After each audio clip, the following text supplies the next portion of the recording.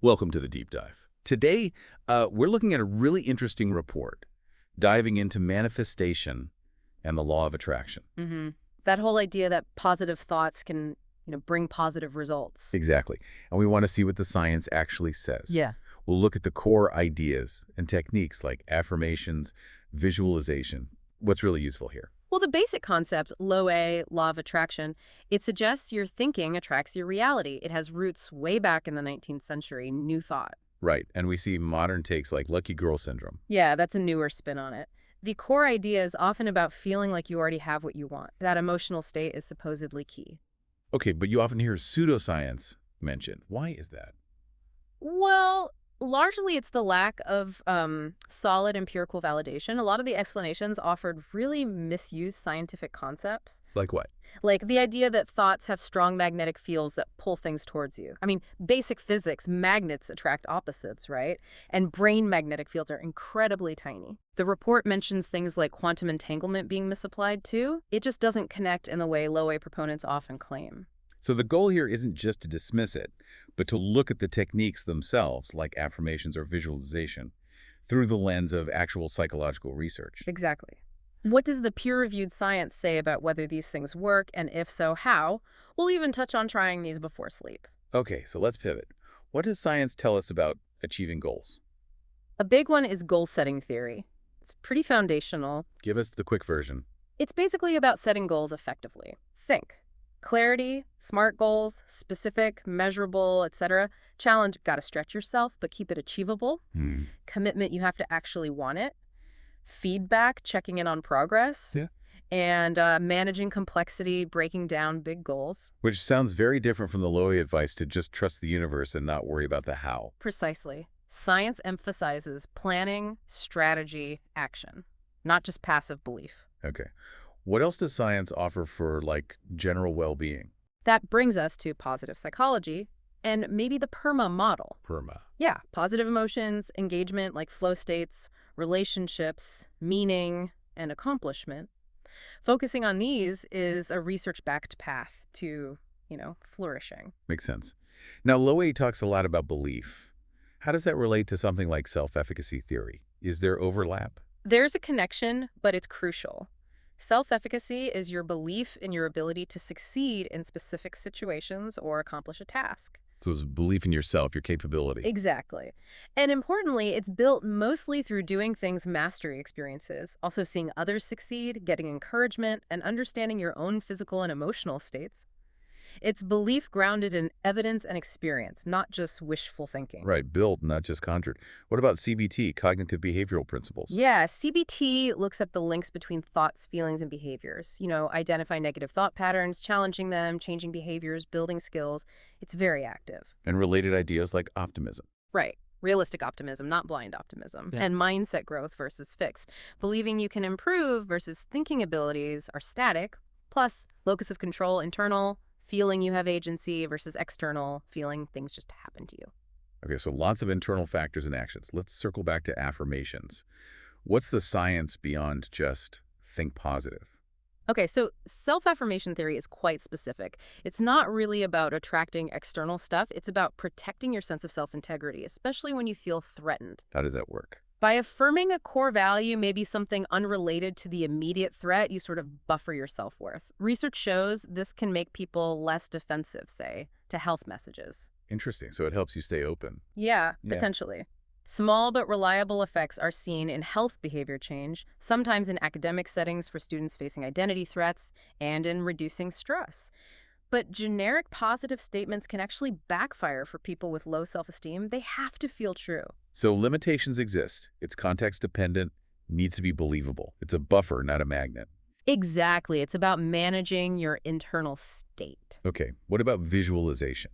Mentally picturing things. Yeah, mental imagery.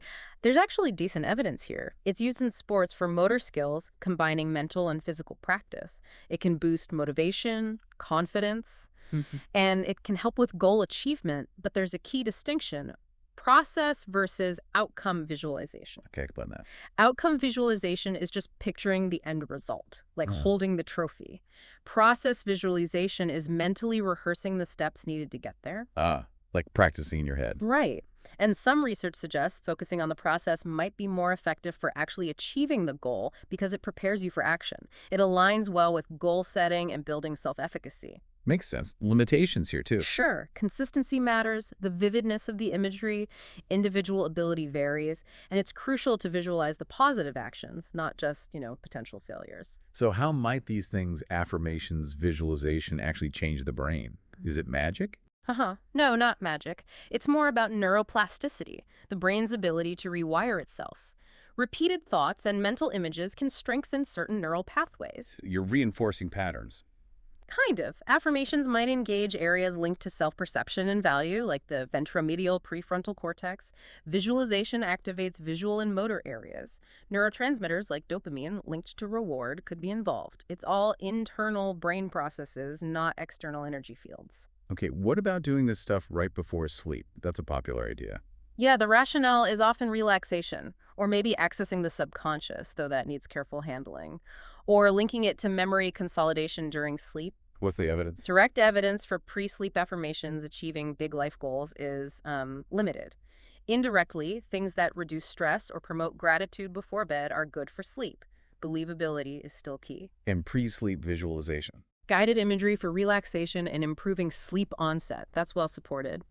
Visualizing specific implementation intentions like planning exactly when and how you'll exercise tomorrow before sleep has shown some promise for follow-through.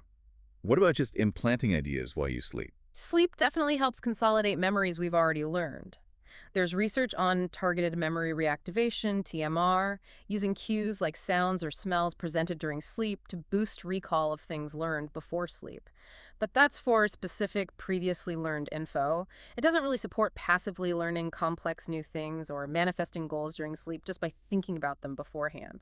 So putting it all together, low-A claims versus the science. The core low-A claims thoughts directly attracts, like belief is sufficient, the universe conspires. They don't really match the scientific picture. Science suggests thoughts influence outcomes indirectly through behavior, cognition, emotional regulation. Belief is vital, yes, but as fuel for action. Where they maybe converge slightly. Both acknowledge the power of belief, focus, and a positive mindset. But the mechanism is the huge divergence point. Science points inward psychology, neuroscience.